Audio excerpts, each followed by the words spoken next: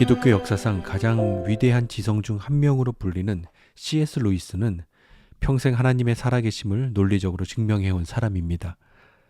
그런 그에게도 인생의 비상벨을 미친 듯이 눌러야만 했던 고통의 순간이 찾아왔습니다. 바로 사랑하는 아내 조이가 암으로 세상을 떠난 때였습니다. 그는 절망 속에서 하나님께 울부짖으며 기도했습니다. 그리고 그가 나중에 쓴 헤아려 본 슬픔이라는 책에서 당시의 심정을 이렇게 기록했습니다. 하나님은 어디에 계시는가? 인생이 평탄할 때 하나님께 다가가면 그분은 두 팔 벌려 환영해 주시는 것 같다. 하지만 정말로 절박한 위기의 순간 다른 모든 도움이 끊어지고 오직 하나님밖에 남지 않았을 때 그분께 달려가면 무엇을 경험하는가? 우리 눈앞에서 쾅 소리와 함께 문을 닫히고 안에서 빗장을 잠그시는 소리가 들린다. 그 뒤에는 정적만이 흐른다. 우리는 그 문 앞에서 발길을 돌릴 수밖에 없다. C.S. 루이스는 하나님의 자신의 비상벨 소리를 듣고도 문을 걸어 잠그셨다고 느꼈습니다. 주님 지금입니다. 지금 도와주셔야 합니다. 라고 외쳤지만 돌아온 것은 차가운 침묵뿐이었습니다. 사랑하는 여러분, 하나님이 침묵하시는 것처럼 느껴지는 그 자리, 기도했는데도 아무 응답이 없는 것처럼 느껴진 적이 있으신가요? 오늘 본문의 말씀이 바로 이러한 상황에서 시작합니다. 예루살렘 동편의 작은 마을 베다니가 있었습니다. 베다니는요, 가난한 자의 집, 고난, 괴로움의 집이라는 의미를 갖고 있습니다. 당시 예루살렘의 화려함과 대조적으로요, 예루살렘으로부터 동쪽으로 2마일 정도 떨어진 베다니는 경제적, 사회적으로 소외된 이들이 모여 살던 마을이었습니다. 성경학자들은 베다니가 예루살렘 성전에 들어가기 전에 부정한 병자들이 격리되어 머물렀던 장소였다라고 분석합니다. 이유는 율법상 나병 환자는 예루살렘 성 안으로 들어갈 수가 없었고, 마가복음 14장 3절에 보면 나병 환자 시몬의 집이 바로 베다니였습니다. 그리고 사해사본의 기록에 따르면 예루살렘 동쪽에 나병 환자와 부정한 자들을 위한 격리 구역을 두었다라는 내용이 있습니다. 이러한 것을 볼 때 베다니는 단순히 작은 시골 마을이 아니라 예루살렘 성전의 거룩함을 유지하기 위해 부정한 사람들을 몰아넣은 거대한 수용소, 격리소와 같은 곳이었습니다. 이러한 베다니 마을에 예수님께서 사랑하셨던 3남매가 살고 있었습니다. 훗날 예수님의 발에 향유를 부은 막내 마리아, 부지런히 음식을 준비했던 언니 마르다, 그리고 그들의 든든한 버팀목이었던 오빠 나사로였습니다. 어느 날 평온하던 가정에 불청객처럼 위기가 찾아왔습니다. 일터에 나가야 할 나사로가 심한 식은땀을 흘리며 자리에서 일어나지 못한 것입니다. 처음에는 단순한 몸살인가 보다라고 했는데 병세가 걷잡을 수 없이 악화되었습니다. 마르다는 베다니에서 이름난 명의를 다 불렀습니다. 그리고 좋다는 약은 수단과 방법을 가리지 않고 다 구했습니다. 하지만 인간의 노력은 처절하게 한계를 맞이했습니다. 나사로의 호흡은 점점 가빠졌고 죽음의 그림자가 거실까지 드리워졌습니다. 모든 희망이 꺾이려던 그때 마르다의 머릿속에 한 분이 스쳐 지나갔습니다. 바로 예수님이었습니다. 마르다는 예수님이 어떤 분인지 잘 알고 있었습니다. 로마 의사들도 포기한 왕의 신하의 아들을 말씀 한마디로 고치셨습니다. 38년 된 병자를 일으키셨습니다. 태어나면서부터 시각장애인인 눈을 뜨게 하신 분이셨습니다. 마르다는 확신했습니다. 예수님만 오시면 우리 오빠 산다. 그래서 그녀는 급히 예수님께 사람을 보내 전가를 띄웠습니다. 3절 함께 읽겠습니다. 주여 보시옵소서, 사랑하는 자가 병들었나이다. 이 짧은 문장에는요, 예수님 지체할 시간 없습니다. 지금 빨리 와주셔야 합니다라는 간절한 마음을 담고 있습니다. 오빠 나사로의 이름의 뜻이 하나님이 도우신다라는 뜻인데, 아마도 마르다는 오빠 이름 나사로를 계속 부르면서 하나님이 우리 오빠 나사로 도와주신다, 살려주신다, 아마 그렇게 간절하게 기도했을 것입니다. 하지만 이해할 수 없는 일이 벌어집니다. 소식을 들으신 예수님께서 곧장 달려가시는 것이 아니라 계시던 곳에 이틀을 더 머무셨습니다. 결국 예수님이 베다니에 도착하셨을 때는 나사로가 이미 숨을 거둔 지 사흘이 지난 때였습니다. 유대교의 아주 중요한 고대 성경 주석서인 창세기 랍바랑요, 레위기 랍바를 보면 영혼은 3일 동안 몸 근처에 머물고 3일 이후에는 돌아올 수 없다라고 기록되어 있습니다. 아마 당시 유대인들이 이러한 믿음을 가지고 있었던 것 같습니다. 그들은 사람이 죽은 지 사흘까지는 영혼이 주변을 맴돌고 있다가 사흘이 지나면 시신이 부패하기 시작하기 때문에 사흘째부터는 완전히 모든 소망이 다 끊겨서 정말 죽은 거야 라고 그들은 그렇게 인식을 했습니다. 그래서 사흘이 지난 이 시점은, 예수님이 오신 그 시점은 완전한 나사로의 죽음을 의미하는 것이었고 인간의 가능성이 0%인 것을 의미하는 것이었습니다. 나사로의 숨은 멈추었습니다. 그리고 무덤에 들어갔습니다. 무덤의 입구는 돌로 막혔습니다. 그리고 시체는 3일 넘게 썩고 있습니다. 사랑하는 여러분, 오늘날 우리도 무덤에 들어간 것 같이 나사로처럼 사망 선고받은 것처럼 그런 상황에 놓일 때가 있습니다. 관계의 사망 선고입니다. 단순한 갈등을 넘어서 마음의 문이 완전히 닫혀진 그런 관계가 있습니다. 수년째 대화가 단절된 부부, 연락이 끊긴 자녀, 혹은 신뢰가 완전히 깨어버린 동역자와의 관계입니다. 처음에는 대화도 시도해보고 주변에 도움도 청해보지만 이제 서로를 향한 마음이 미움만 남아있고 이 관계는 이제 죽었다. 저 사람은 절대 안 변한다. 우리 스스로의 무덤에 돌문을 꽉 닫아놓은 그러한 상황입니다. 또는 경제적, 사회적 매장입니다. 재기불능의 상태에 빠진 현대인의 삶을 묘사합니다. 파산 선고, 반복되는 취업 실패, 혹은 나이와 상황 때문에 더 이상 세상이 나를 불러주지 않는 상태입니다. 세상은 우리에게 이미 골든타임 지났어, 너의 시대는 끝났어 하고 우리를 계속해서 무덤으로 밀어 넣는 것입니다. 또는 영적, 내면적 번아웃입니다. 겉으로는 멀쩡해 보이지만 속은 썩어가면 그런 현대인의 우울감과 무기력입니다. 깊은 우울증, 중독, 혹은 영적인 메마름으로 인해 아무런 의욕이 없는 상태입니다. 몸은 교회에 앉아 있지만, 숨은 쉬고 있지만 영혼은 이미 나흘된 시체처럼요, 무덤 속에 갇혀 있는 분들이 있습니다. 어떤 말씀도 들리지 않습니다. 기도할 힘조차 없습니다. 나사로의 이름의 뜻처럼 하나님이 도우신다 라는 그 말을 많이 들어왔지만 그 말씀이 내 삶의 현실에 나타나지 않는, 계속해서 차디찬 어둠 속에 있는 것 같은 그런 느낌이 있는 것입니다. 사랑하는 여러분, 혹시 인간의 계산으로 이미 0%다. 그래서 이제는 하나님조차 왜 이렇게 늦으셨습니까? 라고 우리가 말해야 될 그 시점, 그 지점. 오늘 성경은 바로 그 끝난 자리, 인간의 가능성이 0%인 이 상황, 막힌 무덤 앞에서 과연 우리의 믿음이 무엇을 할 수 있는지 오늘 본문을 통해서 함께 살펴보도록 하겠습니다. 그 첫 번째는 믿음은 고백에서 순종으로 나아갑니다. 마을 어귀에 예수님이 오셨다라는 소식을 듣고 마르다가 버선발로 뛰어나갔습니다. 슬픔과 원망이 섞인 목소리로 그녀가 말합니다. 주께서 여기 계셨더라면 내 오빠가 죽지 아니하였겠나이다. 하지만 마르다의 믿음은 여기서 멈추지 않습니다. 그녀는 부패한 시신, 냄새가 진동하는 이 현실에서 예수님을 바라보면서 고백합니다. 요한복음 11장 22절 24절 함께 읽겠습니다.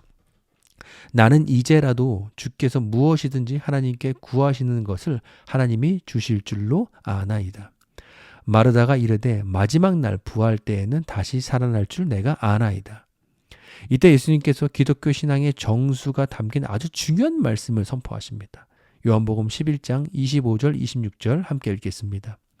예수께서 이르시되 나는 부활이요 생명이니 나를 믿는 자는 죽어도 살겠고 무릇 살아서 나를 믿는 자는 영원히 죽지 아니하리니 이것을 네가 믿느냐.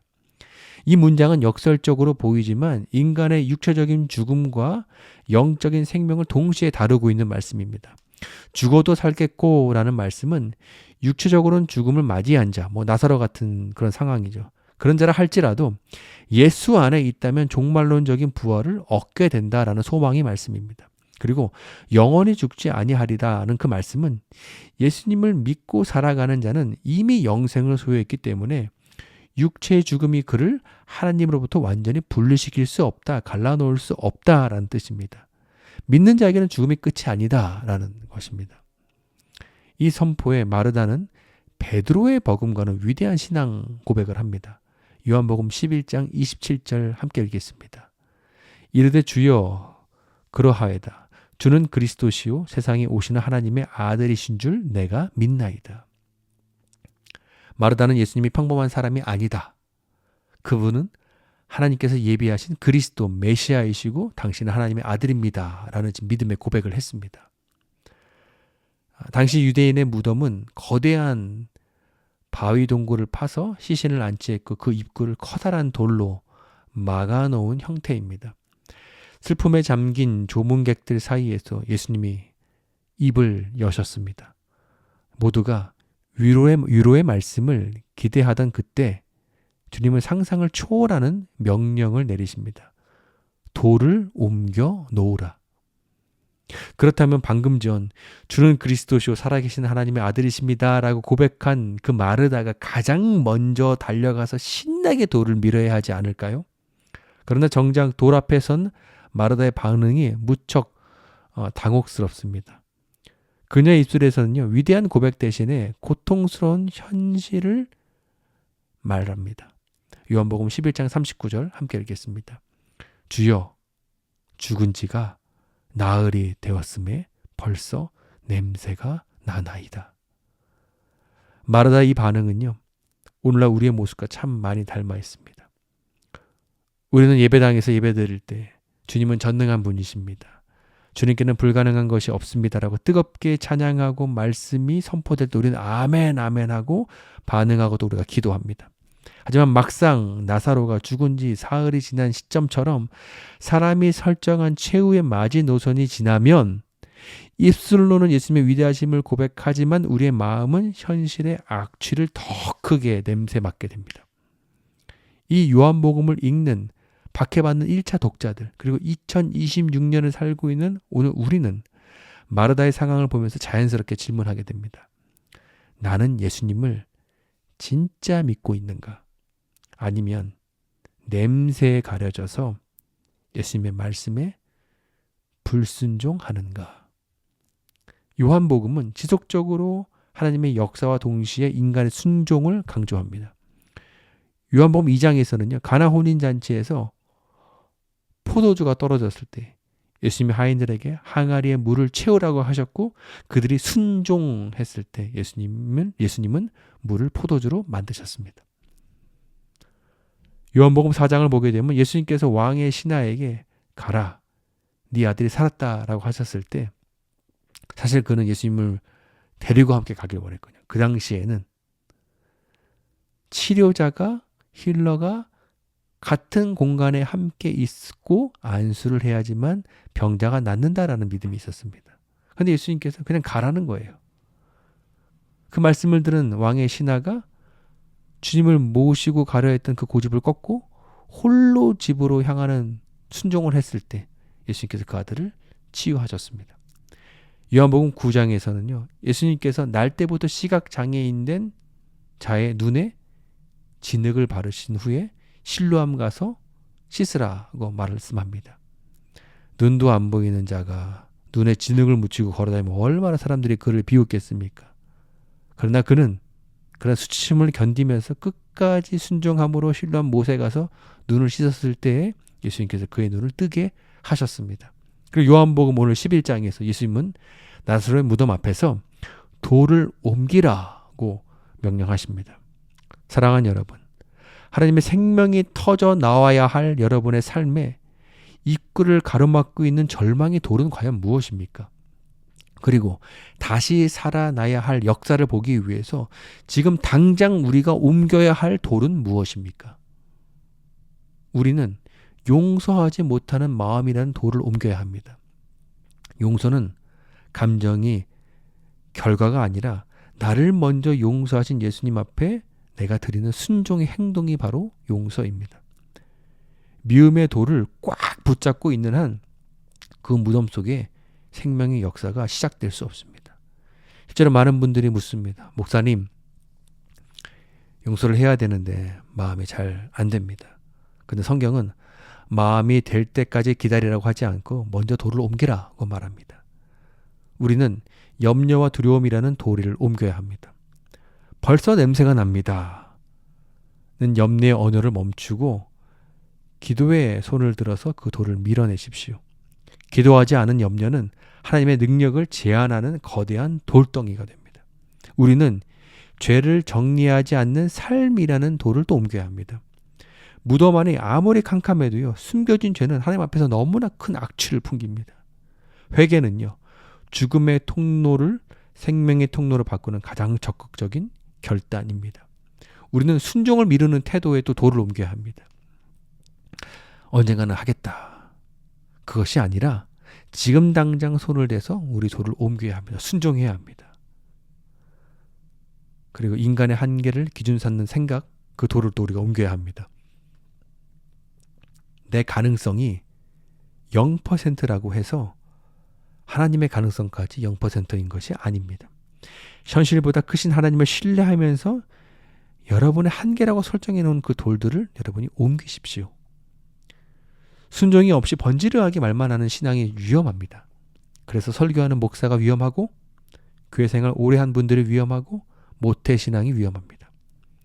지식이 많고 하나님의 말씀을 잘하는 자들, 순종이 없으면 그것은 시끄러운 빈 깡통에 불과합니다. 성경은 우리에게 엄중히 경고합니다.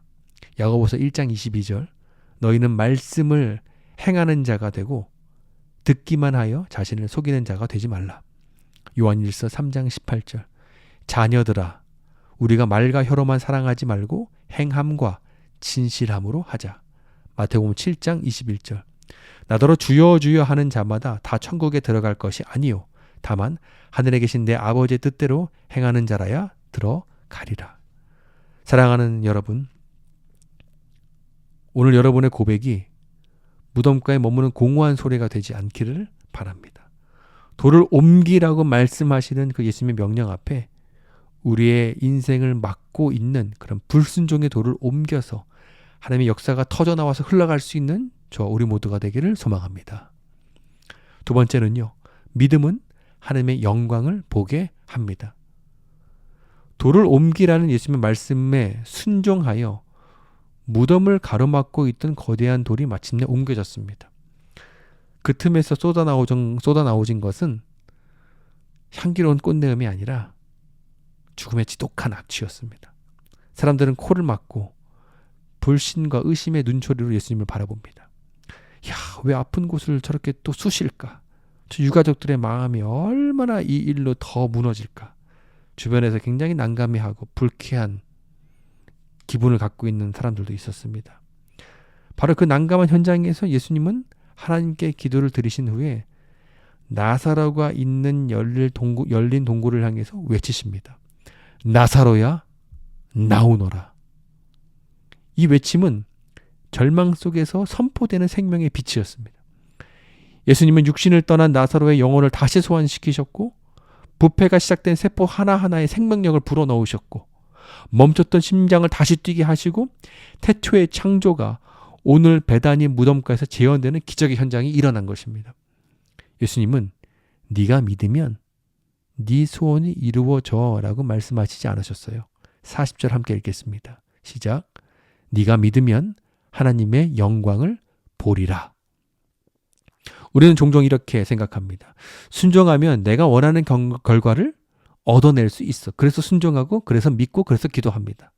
하지만 그것은 성경이 말하는 믿음의 본질이 아닙니다. 성경이 말하는 참된 믿음은 내 계획이 이루어지는 것이 아니라 하나님의 영광을 보는 것입니다. 하나님의 영광을 본다는 것은요, 내 계획이 이루어지는 것보다 훨씬 큰 개념입니다. 하나님의 영광을 보게 된다는 것은 다음에 네 가지의 깊은 의미를 갖고 있습니다. 첫째는 하나님에 대한 지식이 내 삶의 현실이 실제가 되는 것을 내가 보는 것입니다. 영광은요, 하나님의 숨겨진 본질이 찬란하게 드러내는 것을 의미합니다. 관념 속에만 있던 예수님은 전능하시다. 예수님은 부활이요 생명이다라는 그 이론적인 고백이 나사로의 소생처럼요 내 삶의 실제 사건으로 증명되는 것입니다. 이것은 신앙의 차원이 지식에서 실제가 되는 이동하는 경이로운 사건입니다. 이것이 바로 하나님의 영광을 보는 것입니다. 두 번째는요. 죽음의 지배에서 끝나지 않고 하나님의 통치가 시작된다라는 것입니다.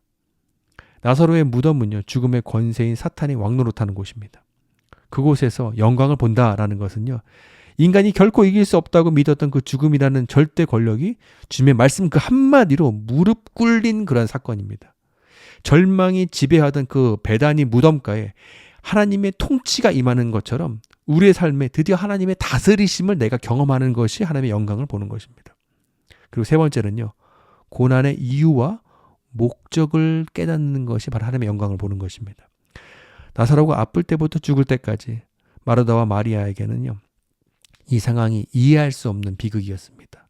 하지만 그 영광을 본 순간 왜 하나님이 그동안 침묵하셨는지, 왜 예수님께서 이틀을 더 유하고 그 후에 오셨는지 그 모든 의문이 풀리게 되는 것입니다.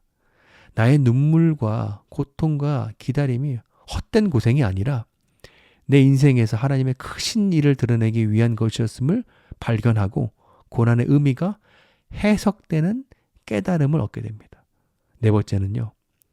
기적이라는 선물보다 선물을 주신 예수님을 바라보게 되는 것이 바로 영광을 보는 것입니다. 나사로가 살아난 것은 정말 놀라운 기적입니다. 하지만 진짜 영광은요. 나사로가 일어나는 것 그 자체보다 그 기적을 일으키신 예수님을 바로 생명의 주인으로 내가 깨닫는 것입니다. 기적은 마치 저분을 보세요 라고 가리키는 손가락과 같습니다. 그래서 요한복음에서는 이것을 표적이라고 말합니다. 손가락 끝을 가리키는 분, 나사로가 다시 소생한 그 표적의 끝을 가리키는 것이 누구냐? 바로 예수님입니다. 예수님이 부활이요 생명이요 그분이 생명의 주인이구나 라는 것을 우리가 깨닫게 되는 것입니다. 그렇다면 오늘 우리는 어떻게 그 영광을 볼 수 있을까? 20세기의 신앙의 거장들은요 우리에게 그 길을 보여줍니다. 세계 2차 대전 당시에 유대인을 숨겨주다가 나치 수용소에 갇혔던 고리텐붐 여사. 그곳에서 사랑하는 언니를 잃고 인간의 존엄성이 말살되는 참혹한 고난을 겪었습니다. 전쟁이 끝나고 1947년에 메넨의 한 교회에서 용서에 대해서 그녀가 설교를 하던 그때에 한 남자가 다가왔습니다. 근데 그는 과거 수용소에서 자신과 언니를 몹살게 학대했던 바로 그 간수였습니다. 근데 그 간수는 이 고르텐붐을 알아보지 못했습니다. 그리고 그 남자가 지금 고르텐붐 앞에 섰습니다. 그리고 얘기하는 거예요. 당신 설교에 참 감동받았습니다. 하나님이 정말 저 같은 자도 용서해 주시나요? 죄도 씻겨 주시나요? 라고 얘기한 거예요. 와, 자신을 파괴했던 그 원수가 내 앞에서 구원을 갈망하는 모순적인 상황이 코리가 얼어붙었지만 이내 용서는 감정이 아니라 의지적 결단임을 깨닫고 기도합니다. 주님, 제가 저 사람을 잡아줄 힘이 도저히 나지 않습니다. 주님, 제 마음에 용서를 주십시오. 하고 그녀가 손을 뻗어서 그 사람의 손을 확 잡았습니다. 그 순간 그녀의 심령에는요. 인간의 의지와 한계를 넘어서는 하늘의 평강과 하나님의 사랑과 용서가 폭포수처럼 흘러넘치는 하나님의 영광을 경험하게 되었다라고 고백합니다. 사랑하는 여러분, 하나님의 영광을 보는 것은요. 특별한 사람만의 전유물이 아닙니다. 일상의 구체적인 순종 속에서 우리는 그 영광을 목격할 수 있습니다. 제가 설교의 서두에서 말씀드렸던 C.S. 루이스의 절규로 돌아가 보겠습니다.